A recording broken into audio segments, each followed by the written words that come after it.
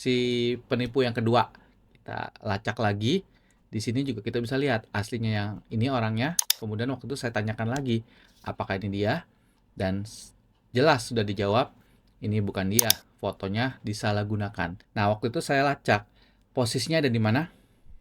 Posisinya mereka ada di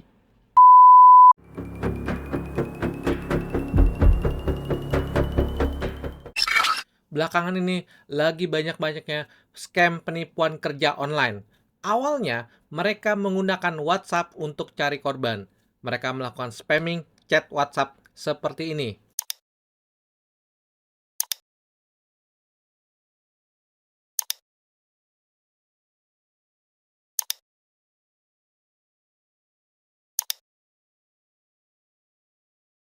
Nah, gilanya lagi, sekarang mereka mulai menggunakan telemarketing. Ya, mereka menelpon satu persatu calon korbannya.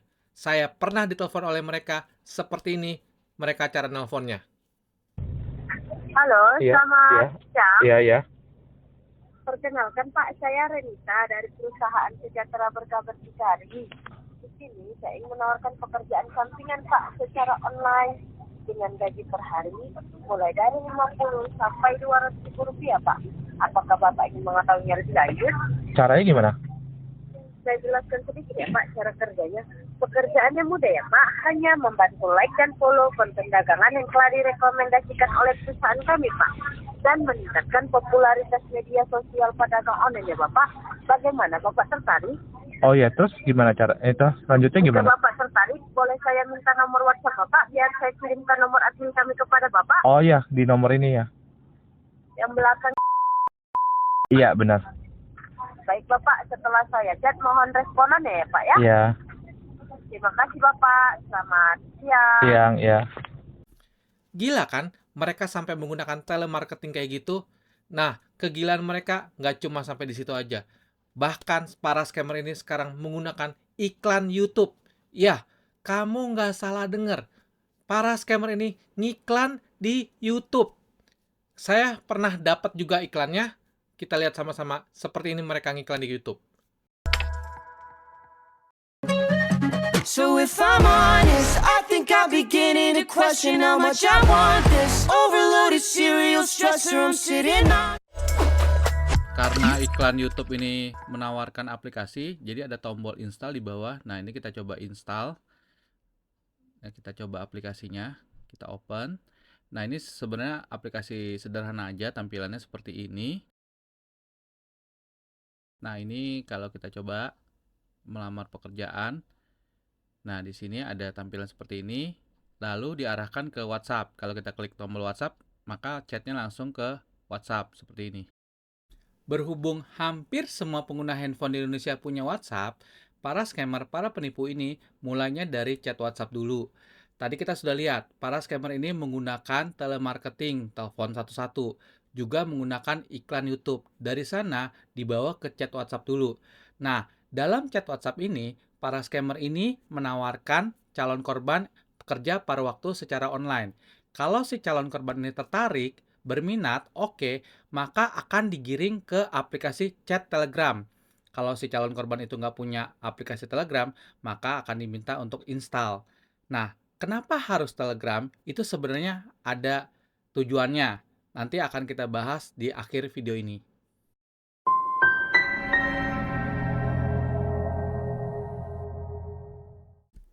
Setelah di Telegram, maka si scammer ini mulai melakukan building trust atau membangun kepercayaan kepada si korban.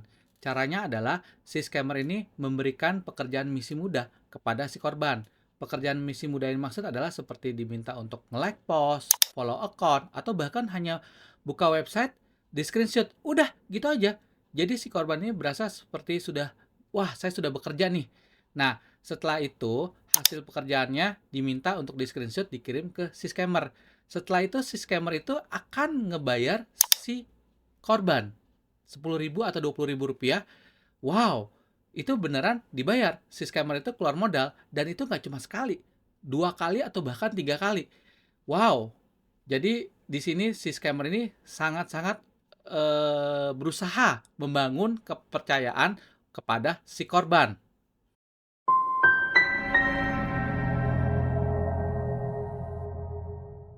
Setelah korban diberikan misi mudah dan korban menerima pembayaran scammer, penipuan ini mulai masuk ke babak berikutnya, yaitu scammer mulai menambahkan misi jual beli kripto. Dan di sini saya mendapatkan fakta juga, jual beli kriptonya hanya bohong-bohongan aja. Para scammer ini pakai web abal-abal yang akan kita bongkar di akhir video. Lanjut, scammer akan mengarahkan korban untuk melakukan pendaftaran registrasi. Setelah itu, korban akan diminta deposit sejumlah uang. Di sini akan menjadi momen di mana scammer menguji korban. Apakah korban sudah percaya dengan para scammer ini?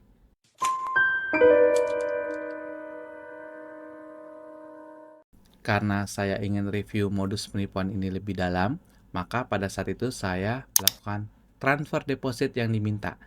Nah, transfer deposit ini dibuat oleh para scammer seakan-akan menjadi saldo di situs web jual beli kripto. Yang tentunya web ini abal-abal, bohong-bohongan. Nah, kemudian setelah itu si para korban akan diarahkan untuk melakukan transaksi jual beli kripto. Jadi korban itu akan diminta untuk standby pada jam menit tertentu, diminta untuk tekan beli, lalu diminta menunggu lagi pada timing tertentu tekan jual. Nah, setelah terjadi beli dan jual tadi, nominal saldo di sana akan bertambah. Nah, pada saat ini para scammer ini akan melakukan sugesti kepada para korban. Akan ditanyakan, bagaimana saldonya di sana bertambah? Karena memang bertambah, para korban akan menjawab, ya bertambah. Kemudian tanya lagi, profit untung? Korban akan menjawab, ya profit untung. Nah, di sini saldonya ini seakan-akan bisa dicairkan ke rekening si korban. Nah, pada saat waktu itu memang bisa. Jadi korban itu melakukan pencairan saldo di situs itu dan uangnya itu, saldonya itu masuk ke rekening si korban. Nah, pada saat ini korban pasti akan merasakan senang. Wow, hanya mengikuti instruksi saja kapan beli, kapan jual, itu saldo bertambah. Wah, bisa profit. Luar biasa. Saya yakin pada saat ini para korban pasti merasakan sangat-sangat senang karena mendapatkan profit yang besar dengan sangat mudah dan cepat.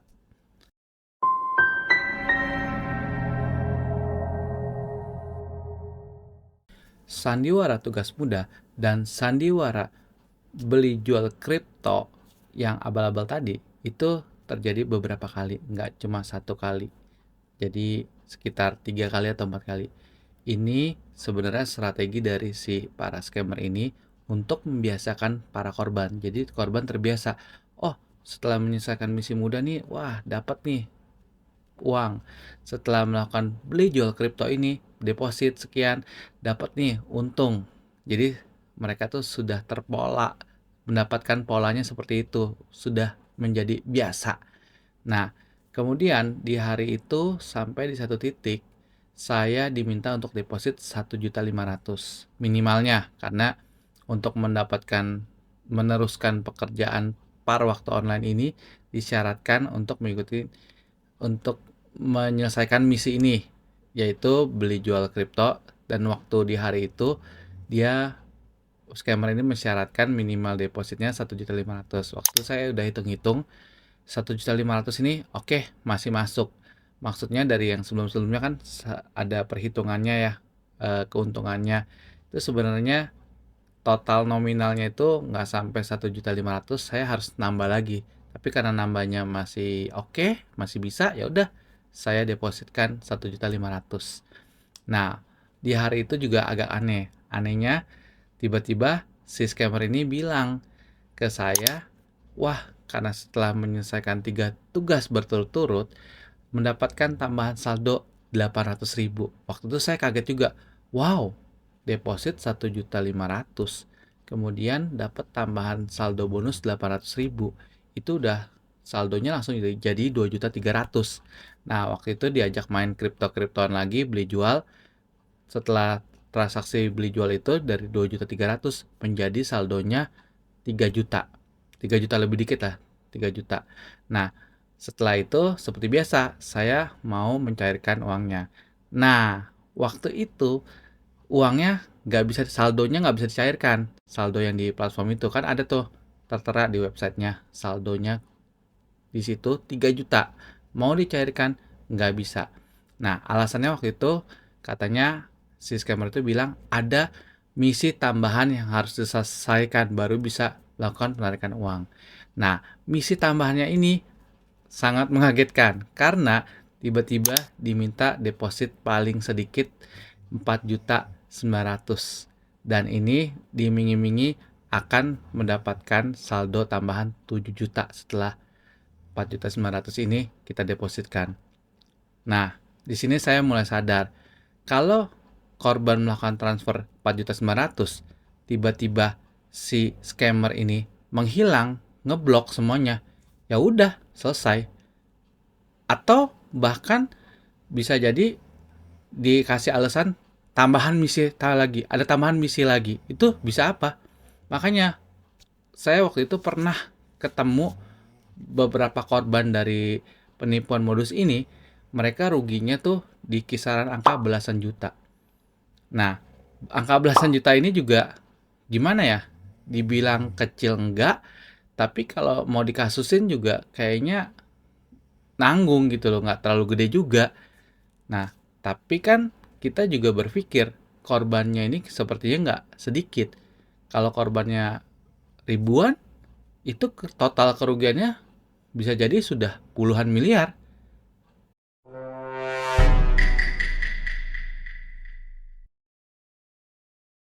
Ya, sekarang kita bahas siapa pelaku di balik modus penipuan ini. Nah, kita bahas yang ringan-ringan dulu. Yang pertama, kita cek foto profil yang digunakan oleh para penipu ini. Ini foto profil penipunya. Kita cek, kita lihat aslinya dari sini. Nah, lalu waktu itu saya tanyakan langsung ke orangnya, apakah ini dia? Nah, orang aslinya menjawab, bukan, ini bukan saya. Ternyata foto orang asli ini disalahgunakan oleh para penipu. Ya, ini sudah kelihatan jelas. Nah, ini foto si penipu yang kedua. Kita lacak lagi. Di sini juga kita bisa lihat aslinya yang ini orangnya. Kemudian waktu itu saya tanyakan lagi, apakah ini dia? Dan jelas sudah dijawab, ini bukan dia. Fotonya disalahgunakan. Jadi, si para penipu ini memang menggunakan foto-foto orang lain. Dia ambil comot-comotin. Itu bukan foto mereka, ya. Itu yang pertama. Yang kedua, kita cek situs beli jual kripto abal-abalnya. Di sini kita bisa lihat ciri-cirinya. Nah, ini kelihatan ya. Dari sini kita bisa lihat, ini kelihatan banget developernya orang China. Ya, karena di sini kelihatan ada di sini kita bisa lihat. Ya. Oke. Yang ketiga. Ya, ini paling menarik. Yang ketiga kita lacak posisi mereka ada di mana. Nah, di awal video saya ada mengatakan bahwa para scammer ini selalu mengarahkan korbannya dari WhatsApp ke Telegram. Nah, ini salah satu alasannya mungkin ini. Jadi kalau sudah di Telegram itu memang sulit ya, lebih sulit untuk melacak posisi mereka ada di mana. Karena mungkin Telegram itu menawarkan anonim ya, jadi lebih privacy. Jadi kalau hubungan antara chat dengan satu orang dengan orang lainnya itu nggak direct langsung, jadi kayak ada proxy servernya di tengah. Jadi kalau kita lacak, yang kebaca ya servernya si Telegram. Nah, kalau di WhatsApp masih bisa dilihat. Nah, waktu itu saya lacak, posisinya ada di mana? Posisinya mereka ada di Dubai. Nah, waktu itu saya kaget. Hah? Kok di Dubai? Gimana sih? Developernya orang China. Jadi, bisa dibilang ini mungkin sindikat dari China. Ya, sindikat penipuan. Mereka posisinya di Dubai, kemudian menipu orang Indonesia. Itu saya agak bingung tuh. Hah? Ini gimana sih? Nah, lalu dari situ saya melakukan search. Dari saya melakukan search itu dan saya sangat kaget sekali. Ternyata itu benar ada apa adanya. Ada apanya. Itu benar adanya. Wow. Ya, ini kita bisa lihat artikelnya. Di sana mereka membangun bisnis penipuan ini sangat besar. Itu nilainya bisa mencapai miliaran dolar. Luar biasa, gila banget ini. Ini artikel ini saya sangat-sangat tercengang. Ini mungkin bisa menjadi konten berikut karena ini kalau dibahas sekarang ini terlalu panjang, ya ini luas sekali.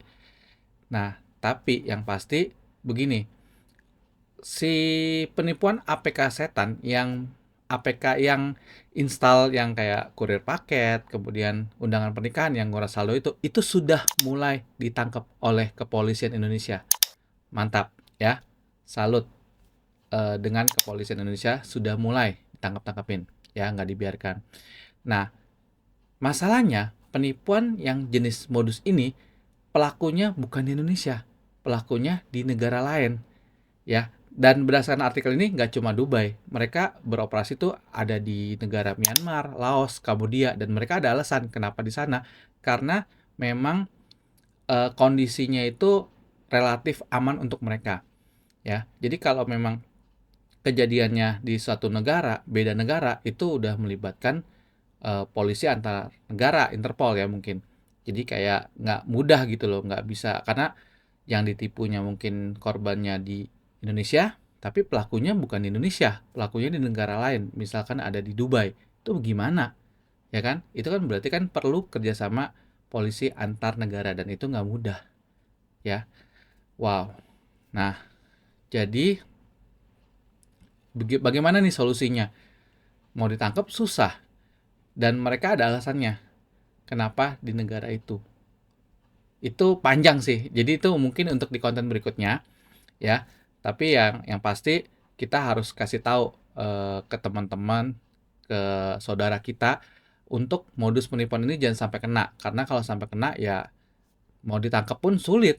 Ini udah beda negara dan mereka ada alasannya kenapa sampai di negara tersebut. Itu ada panjang lah itu nanti mungkin di konten berikutnya. Kalau kamu atau teman-teman suka dengan topik ini, penasaran, ya mungkin di konten berikutnya saya akan bahas mengenai ini. Silakan like dan subscribe, jadi nggak ketinggalan di konten berikutnya. Oke, see you di konten berikutnya.